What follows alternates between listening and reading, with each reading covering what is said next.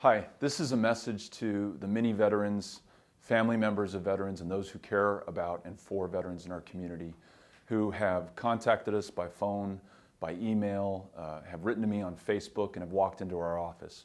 I want to make sure you understand what is going on during this government shutdown. The shutdown that has occurred because of the inability of Congress to fund the basic programs that serve everyone in our country and in our community, especially veterans, is hurting a lot of people. But no one perhaps more than veterans in terms of the uncertainty that this is creating. So I want to make sure that you understand what's going on and what I'm doing to address that. The current proposal that has been offered by the majority party in the House of Representatives would fund government programs, including the VA, piecemeal, without funding the entire federal government, even at the low levels that we currently had over the course of the summer. The piecemeal VA funding bill right now amounts to a $6 billion cut to VA programs, which would fund basic services but wouldn't fund medical and prosthetic research. It wouldn't fund our cemeteries, including Fort Bliss. It wouldn't fund long-term care for our veterans, and it wouldn't fund the systems that are critical to resolving the VA claims backlog, which right now, if you're a veteran in El Paso, you're waiting more than 450 days to hear back on a service-connected disability claim. Your wait time will only increase unless we fund the federal government, including the VA, at fully funded levels.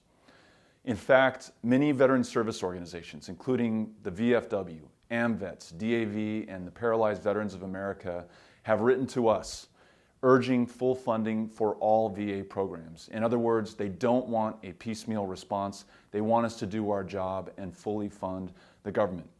The spokesman for the VFW, Joe Davis, recently told us that, quote, the VA needs to be fully funded, not piecemealed and not used as leverage. So I'm listening to you, I'm listening to the veteran service organizations who represent you, and I'm trying to do my best to make sure that you have the resources that you need to get the care that you deserve and that you earned by serving our country and putting your life on the line and sacrificing your comfort, your safety, and your security for the rest of ours.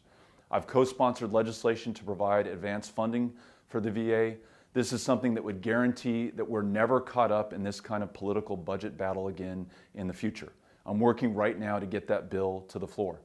I'm pushing to pass legislation that guarantees back pay for all federal employees who've been hurt by the shutdown, including the 27% of the federal employees who are themselves veterans. El Paso has the 5th highest concentration of federal employees in the nation, so this is hurting us particularly badly. I want to make sure everyone who's been affected has their funding and their salary restored. The bottom line for me, and I think for El Paso, and I think for the veterans across this country, is that this kind of piecemeal funding for the VA hurts veterans. It also wouldn't pass the Senate, it won't be signed into law by the President, and it doesn't get us to where we need to be, which is restarting this country's economy, funding the federal government, and helping all Americans, including veterans. I support full funding for the VA in a federal government funding bill with no strings attached. And I'm going to do everything in my power to continue to work with my colleagues from both parties to get this done. I appreciate your attention while I try to get this important message out there, and I also thank you for the privilege of serving you here in Congress. Thank you.